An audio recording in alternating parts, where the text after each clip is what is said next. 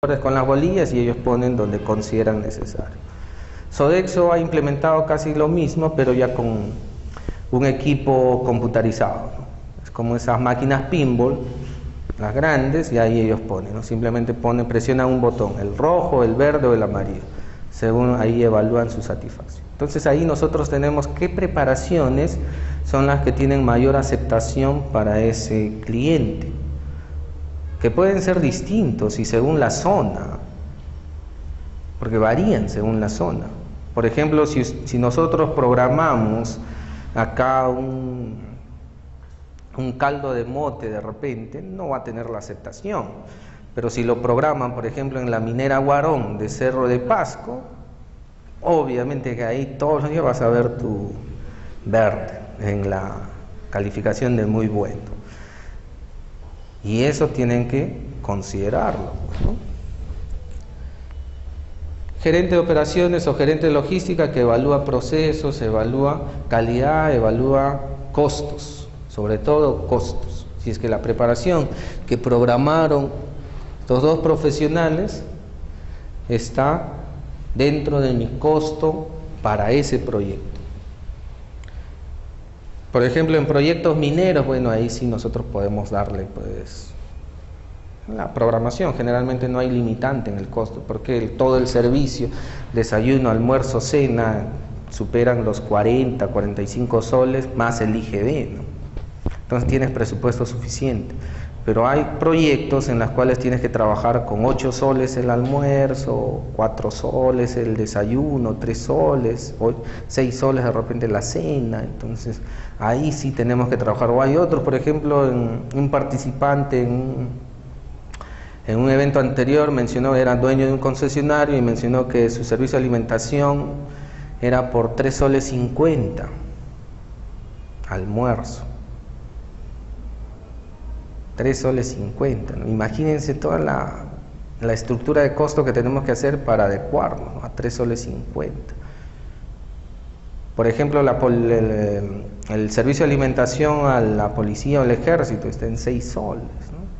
O sea, trabajar para ajustar ese presupuesto. O en la cárcel, por ejemplo, ¿no?, también es bajísimo. Claro que ahí le dan pues insumos de baja calidad, pero tenemos que tener y adecuar el gramaje, la calidad de los alimentos, la marca, etcétera, para trabajar en ese costo y que nos genere utilidad, ¿no? Entonces, esta tarea lo tienen que realizar esos 3 profesionales, ¿no?, encargados. ¿Qué requisitos debemos que cumplir o tenemos que tener presente al momento de programar o planificar un menú? Uno de ellos es conocimiento sobre nutrición, ¿sí? Obviamente que si el que programa es un profesional nutricionista, ya sabemos que el profesional pues se ha preparado, ha estudiado 5 años para dentro de su malla curricular le enseñen cómo programar un menú y tienen los conocimientos. Conocer las preferencias alimentarias, ¿no?, los hábitos. ¿Cuáles son los hábitos de esos comensales? Porque es distinto programar un menú para obreros que programar un menú pues ejecutivo, por ejemplo, para el comedor de la entidad Claro o el comedor, por ejemplo, de UNIC. Son cerca de 1200 comensales, ¿correcto? Son realidades y tienen hábitos distintos, ¿no? En algunos tenemos que considerar, por ejemplo, el menú ejecutivo, su salad bar, ¿no?, su frutibar. Alimentos disponibles y de temporada en la región. Si queremos abaratar costos, tenemos que trabajar con productos de temporada, ¿no? Por ejemplo, en la actualidad, la uva, sandía, ¿no?, en cuanto de frutas. Pero programar, por ejemplo, pues fresa o melocotón ya están con el costo alto. Entonces, tenemos que conocer los productos de temporada. Y sobre todo en nuestro país tenemos fruta e insumos durante todo el año. Tenemos una gran ventaja sobre otros países donde la deficiencia y variedad es mucho mayor, ¿no? Conocimiento de las estadísticas de preferencia de preparaciones según determinado proyecto. ¿Cómo conoces? Haciendo tus encuestas alimentarias, que es el tema también que voy a tocar. Nos basamos en base a dos bases teóricas, el test de CERCUAL o el test de CERPER, ¿no? Procedimientos científicamente validados. O sea, no es que yo elaboro mi encuesta de acuerdo a lo que yo quiero preguntar, no. Tienes que basarte en base a procedimientos validados. O si tú quieres desarrollar tu propio formato, entonces tienes que hacer una validación de instrumento. Así se llama cuando se elabora una tesis, ¿no? Delicado sentido de sabores en su paladar, ¿no? Dentro del procedimiento hay un proceso que se llama degustación, en las cuales nosotros tenemos que evaluar 4 características en un servicio de alimentación: sabor, consistencia, textura y olor o aroma de la preparación. Así es, que es el análisis sensorial o análisis organoléptico. Entonces tú evalúas de esa preparación, calificativo bueno o malo. Si es bueno, sale a la línea. Si es malo, el chef tiene que arreglarlo o mejorarlo. Tenemos que tener desarrollado nuestro paladar. En Sodexo, por ejemplo, es un concesionario transnacional de inversión francesa, está en todo el mundo. Es más, es el concesionario que mejor procedimientos de calidad tiene en todo el mundo. Hizo una encuesta en todos sus proyectos a nivel mundial. ¿Y saben quiénes eran los más estrictos y exigentes en cuanto a sabor, calidad, preferencia en los platos? Nuestro país. Nosotros somos los más exigentes, los más quejones, los más reclamones con respecto a la comida. Tener satisfechos al 100% de nuestros comensales es difícil. Nuestra meta por lo menos es llegar al 95%. Si ustedes no logran satisfacer al 95% de los comensales, pues significa de que no estamos dando un servicio de calidad. Y cuando hablamos calidad, ¿cómo lo definimos calidad? ¿Qué es calidad?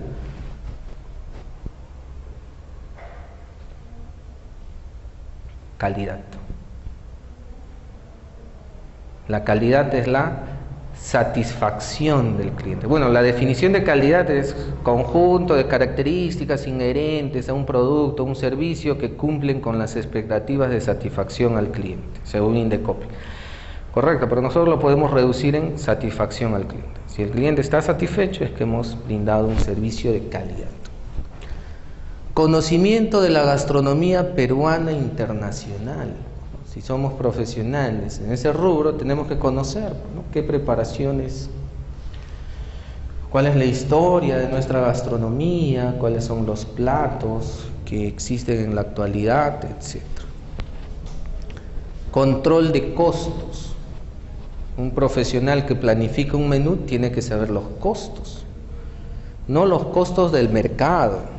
Pero uno puede saber cuánto cuesta en la tienda el azúcar, el arroz, ¿no? Lo que tú tienes que saber es el costo que le deja el proveedor al servicio de alimentación. Por ejemplo, uno puede decir el precio de pollo, el kilo, 6 soles. Bueno, esos 6 soles de repente están en Plaza Vea, Metro, en el mercado. Pero tu proveedor no te deja ese precio. Sobre todo si trabajas con Avinca o San Fernando. El proveedor el kilo te lo deja 8 soles 90, 9 soles 20. En algunos más IGB, en otros sin IGB. Correcto, entonces esos costos es lo que nosotros tenemos que conocer. No los costos del mercado, sino los costos a los cuales te llega a tu proveedor. Que sí puedes conocer los costos del mercado porque muchos proveedores, por ejemplo, bajó el pollo y el proveedor no nos baja. Bueno, de repente hemos hecho un contrato anual, ahí sí, dentro de las cláusulas se establece que si sube o baja el pollo, sobre todo contrato anual, se trabaja con Avinca y San Fernando, Entonces ellos no te suben, el precio es el mismo durante todo el año. Pero con tu proveedor de verduras sí, puedes manejar esos costos. Si bajó el precio de repente de la zanahoria, él tiene que bajar también 1 o 2 puntos el precio en el cual te deja, ¿no? Pero ese manejo ya lo hace el jefe de logística, ¿no? Ustedes solamente informan, ¿no? Al gerente de logística, tengo entendido de que el precio de tal producto está muy elevado, habla con el proveedor para que lo baje. Capacitación en técnicas de equipos de preparación, ¿no? Tenemos que estar capacitados sobre todo en la utilización de máquinas lavavajilla. La utilización, de repente tienen un horno inteligente que es el horno Rational, $19.500, correcto, saber su uso, su manipulación, etc., ¿no? El funcionamiento de las tablas, las líneas de servicio y todo ello. Muy bien. Ausencia de prejuicios alimentarios, mente abierta a innovaciones, ¿no? Sobre todo esto es muy importante. Por ejemplo, hay algunos profesionales que no aceptan las innovaciones de los chefs de cocina o los chefs, los jefes de cocina. Entonces nosotros también tenemos que darle la oportunidad, ¿no? Sobre todo porque en muchos casos esas innovaciones generan un éxito y son los platos de preferencia que se reclaman en un servicio de alimentación. Entonces una innovación es una creación propia de un profesional de gastronomía, ¿no? Es una preparación no común, es una innovación, es su creación, ¿no? Porque para ellos la cocina es como un laboratorio, ¿no? Como nuestro laboratorio de química, que podemos mezclar reactivos, sustancias, etc. Bueno, ellos mezclan alimentos, ingredientes, tiempos y pueden obtener una preparación adecuada. Entonces hay que darle la oportunidad a ellos, ¿no? Pero ¿qué es, por ejemplo, lo que yo hago cuando van a innovar? Primero, sacas la preparación para el staff, ¿no? O sea, solamente para la gerencia, o para el administrador, el nutricionista y el jefe de calidad. Hace el plato para ellos tres. ¿Es rentable? Sí, es rentable. Sabor, color, olor, aroma, excelente. Preparación, ¿se prepara rápida? Si requiere un insumo especial o un instrumento, no, ya, aprobado. Tal día sale esa preparación, ¿no? Y se pone el nombre del chef o el nombre que el chef considere, ¿no? Cómo se va a llamar su plato. Y muchas veces tiene muy buena aceptación, entonces mente abierta. Conocimiento de los requerimientos nutricionales de los comensales, ¿no? Los comensales tienen que conocer, el profesional de nutrición tiene que conocer, ¿no? Cuál es el requerimiento promedio de esa población. En la actualidad ya todos los servicios de alimentación van con el plus, el valor agregado, consultoría nutricional, evaluación nutricional a los comensales, etc., ¿no? Y ahí ustedes determinan, ¿no? O caso contrario, nos basamos en base a los lineamientos, bueno, para una población promedio, con mi formulita, Harris y Benedict y todos los factores que yo utilizo para determinar cuánto de calorías necesita esa población. Y el gusto por el trabajo en un servicio de alimentación. Te tiene que gustar en lo que es un trabajo en servicio de alimentación, ¿no?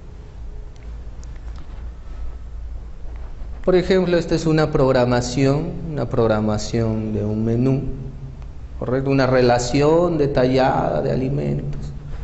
Existen dos opciones, bueno, este es el ejecutivo. La dieta, en la actualidad también ya se tiene que dar dieta, porque muchos de los comensales pues tienen alguna enfermedad crónica o de repente han sufrido una operación y luego están con una dieta de 2, 3 meses y tenemos que cubrir, ¿no? O sobre todo en época de verano, todos quieren un menú dietético, menú bajo en calorías, entonces establecemos una programación. Para planificar un menú, nosotros tenemos que tener como misión esto, lograr la satisfacción del comensal, o sea, que el cliente esté satisfecho del menú que yo voy a programar. Segundo aspecto, la motivación y eficiencia a los empleados, a los trabajadores. Siempre tenemos que motivar y tenemos que concientizar sobre todo a todos los trabajadores a nuestro cargo, cocineros, jefe de cocina, etc. Lo que funciona no es que yo capacite una vez a la semana, una vez a la quincena. Bueno, si eres el jefe de calidad, el jefe de nutrición, puedes ir una vez a la quincena, a la semana. Pero lo ideal y lo que se debe implementar es una capacitación de 20 minutos todos los días de servicio. Y esa capacitación no solamente lo debe dar el profesional de nutrición, o la gerencia o el equipo de HACCP, no. Lo tiene que dar el administrador de ese servicio de alimentación que está a tiempo completo y el jefe de cocina. Entonces ustedes entregan los manuales, manual de calidad, manual de BPM, manual de POES, calidad de servicio, manual de seguridad. Entonces 20 minutos, de esos 20 minutos, 10 minutos se destina a la lectura de los manuales. 5 minutos a lo que es servicio, calidad de servicio. Y otros 5 minutos a lo que es problemas que han sucedido durante el día, ¿correcto? Y ahí hacer que todos los demás den sus alternativas de solución y que ellos mismos reconozcan en qué fallaron, ¿correcto? Y el administrador es el que guía, actúa como un moderador, ¿correcto? Y ahí salen buenas ideas de ellos. ¿Por qué este día hubo un retraso en la línea de servicio? ¿Por qué de repente una preparación salió mal? ¿O de repente hubo un problema, etcétera, ¿no? 5 minutos simplemente para eso. Entonces todos los días se evalúa eso. Otro de los aspectos, ustedes saben de que en muchas empresas se trabaja con el bono. Se llama, cuando nosotros implementamos el HACCP, siempre, al menos cuando yo soy parte del que implementa, parte del auditor de calidad, entonces comprometo a la gerencia a que saquen un bono para el trabajador que verdaderamente cumple con los principios de calidad. Y obviamente, si en la auditoría de calidad no llegan al puntaje, se les descuenta el bono más el 50% de lo que hubieran recibido el bono. Por ejemplo, el bono, 300 soles por trabajador, según el rango. Entonces, si es que en la auditoría, que va el auditor, que es una vez al mes, una vez a la quincena, si en esa auditoría sacaste menos del 90% de los formatos de cumplimiento, a todos se les descuenta 150 soles y no se les da el bono. Y hay un examen también, ¿no? Antes de pago, examen. Es la política que manejan Aramar, Sodexo y otros concesionarios en las cuales hemos implementado el HACCP. Y tiene muy buenos resultados. Porque a nadie les gusta que les descuenten, mucho menos un vajillero, un ayudante de cocina, que obviamente su sueldo es menor.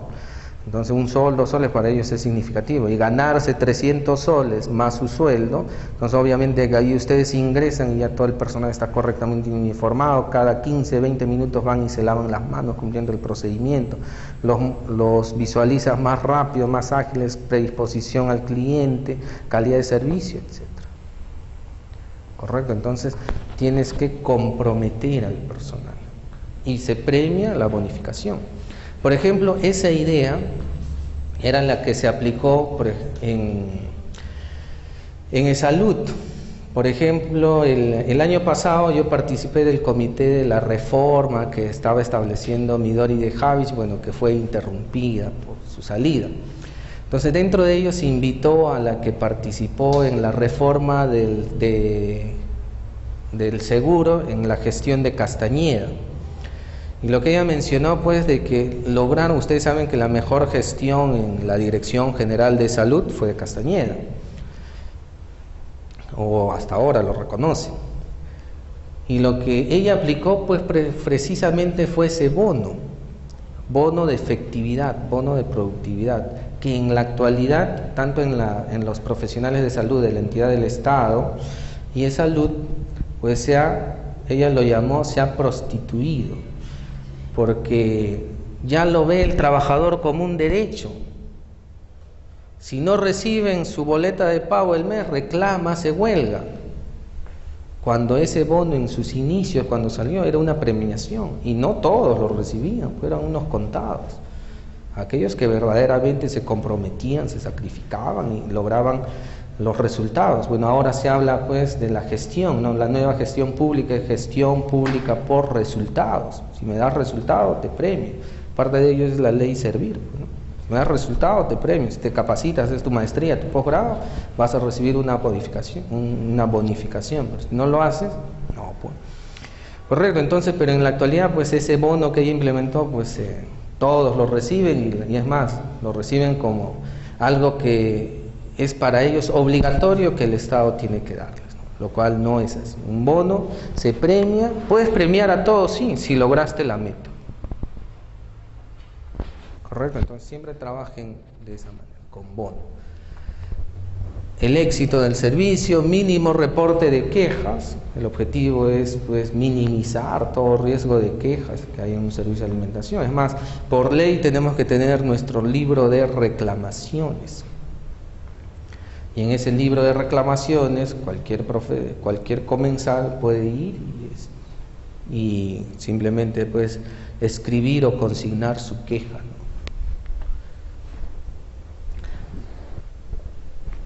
Nutrientes. Cuando planifiquen un menú tenemos que considerar el aporte nutricional, que lo vamos a considerar acá. Requerimientos nutricionales, ¿no? Nosotros tenemos que determinar el requerimiento nutricional para nuestro comensal, ¿no? Evaluar la actividad física, el gasto energético, etc. Porque ambos no tienen el mismo gasto energético, ¿no? Actividad física sedentaria, ejecutiva, actividad física intensa, por su tipo de trabajo. El requerimiento nutricional debe ser la prioridad. Muchos dicen, no, la prioridad es el costo. No, la prioridad es el requerimiento nutricional. Segundo ya es el costo del menú. Muy bien, es la base para planificar un menú. Debemos utilizar las tablas de ingesta alimentaria, la RDA, RDI, los lineamientos que establecen el CENA, el Centro de Alimentación Nacional de Alimentación y Nutrición, y evaluar también la población. ¿Qué tipo de población tienes? En la actualidad ya muchos servicios de alimentación clasifican, ¿no?, su servicio en dos tipos: menú staff o menú ejecutivo y menú operario, ¿no?, que es para los empleados. Porque de repente en un proyecto minero, por ejemplo, no todos tienen actividad intensa.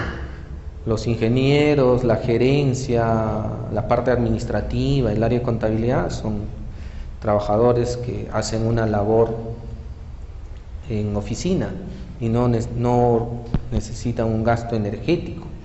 Por ejemplo, el 2012 me contratan de Petroperú, en la cual en sus bases que ellos sacaron les ponía al concesionario el requerimiento nutricional debe ser de 3.800 calorías. ¿Y por qué me contratan? Porque tenían, sobre todo en la planta de Bayóvar, los ingenieros pues superaban los 45 años y tenían sobrepeso, tenían triglicéridos, colesterol. Y su actividad pues física de ellos no era intensa, ¿no? Era en oficina. Pero en las bases de licitación se consignaba que el servicio de alimentación tenía que darle 3.800 calorías, ¿no? Entonces ahí ya también se les explicó, se sustentó y luego ya se sacaron dos tipos, ¿no?, dos tipos de servicio. Entonces siempre tenemos que irnos actualizándonos también. Y hacer la distribución, ¿no?, la distribución promedio. En cuanto a, vamos a ver acá, no, esa es la fórmula, bueno, de 12 a 15% proteína, 20 a 25% grasa y la diferencia carbohidrato, ¿no? Esa es la distribución promedio normal. Pueden utilizar sus fórmulas para determinar el gasto energético total. Obviamente si yo les pongo esto, ya un profesional de nutrición ya lo conoce, ¿no? Son ellos los que tienen que elaborar eso, ¿no?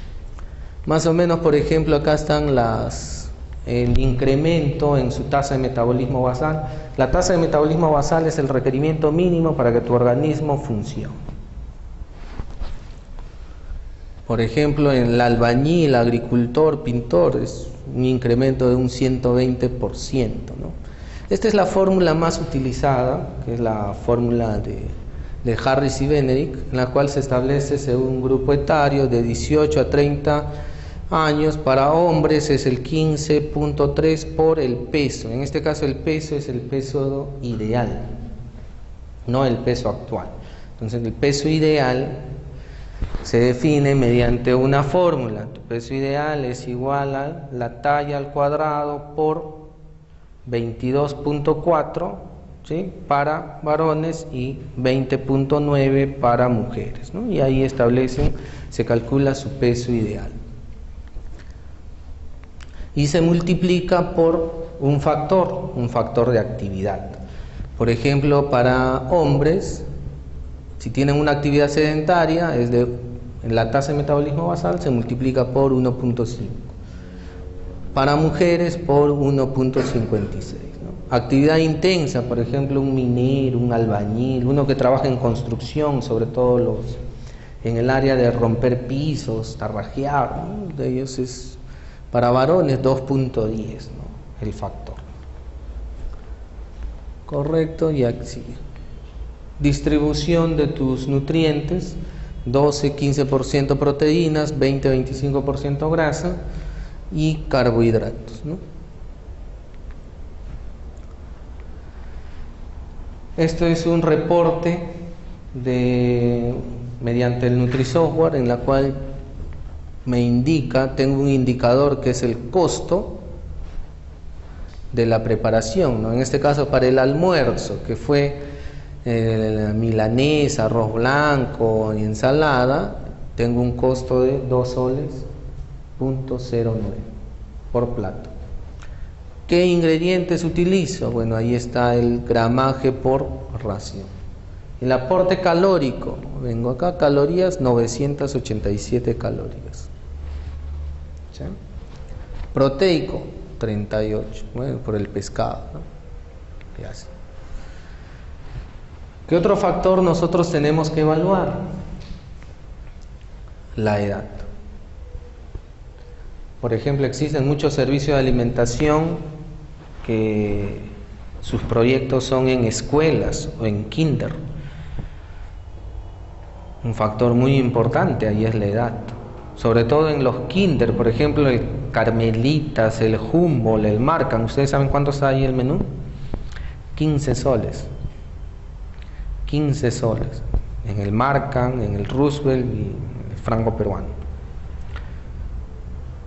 Y en el kinder más o menos son cerca de 100, 120 comensales, ¿no? Entonces tenemos que darle, obviamente, en el cárnico sin hueso. Dentro de las preparaciones, si vas a programar pescado de carne blanca, siempre con el conocimiento de qué niño es alérgico al pescado, porque en ese grupo etario hay muchos niños que sufren de alergia, ¿no? Sobre todo alergia a pescado, marisco. Todo ello tienes que tener sus antecedentes y los conocimientos. El género. Por ejemplo, si es un proyecto de servicio de alimentación, en las cuales en el MINAM, por ejemplo, hay un porcentaje de varones y un porcentaje de mujeres. Entonces, cuando nosotros programamos, por ejemplo, hacemos la programación, sabemos que el gramaje del arroz es 120. Pero en muchas entidades lo que nos ha sucedido es bajamos el gramaje. ¿Por qué? Porque hay un buen grupo de mujeres y generalmente el personal femenino no consume arroz. Entonces de 120, que es el promedio, y siempre nos sobraba arroz. Bueno, entonces bajémosle el gramaje a 100 gramos. Y ya. ¿Sí? ¿Por qué? Porque las damas muchas veces en la línea de atención dicen, no, nada de arroz. Y ahí se va quedando. Entonces van modificando. Por eso es importante conocer esto. La actividad laboral, ¿no? ¿Qué tipo de actividad realizan? Si es una actividad intensa, si es una actividad sedentaria, una actividad de repente un término medio, etc., ¿no? O moderada. Los hábitos alimentarios, ¿no?, de los comensales. ¿Cuáles son sus preferencias? ¿Qué tipo de preparaciones nosotros podemos programar? El estado fisiológico, el gasto energético, ¿no? Que ya determinamos con la fórmula. El estado fisiológico. Siempre tener como valor agregado la consultoría nutricional, ¿no? Y ahí nosotros determinamos qué personas necesitan o requieren de la dieta. Y también ustedes saben que la dieta es una prescripción frente a una determinada patología, porque en muchos servicios de alimentación lo que se da es de que si el menú, por ejemplo, no está atractivo, quiero dieta. O de repente, si es que el comensal que tiene como prescripción dieta, de repente ve un menú atractivo en la opción general y se va por la opción general. Por ejemplo, si programaron arroz con pollo, programaron lomo saltado, no, rompe la dieta y se va al arroz con pollo. Entonces lo que se recomienda generalmente es de que se cumpla. Bueno, entonces, si somos profesionales, lo que tenemos que hacer es una relación de todas las personas que tienen dieta y solamente ellas pasan a dieta. Y tratar de hacer cumplir en esos trabajadores su dieta, bueno, y que no rompan, porque al final perjudica a su propia salud. Y las necesidades nutricionales. Las necesidades de los comensales, por ejemplo acá, hay que ofrecer lo que desea el consumidor, no lo que quiere el planificador de menús. Entonces nosotros hay que proyectarnos en lo que desea el cliente, no en tus preferencias, lo que tú quisieras consumir, ¿no?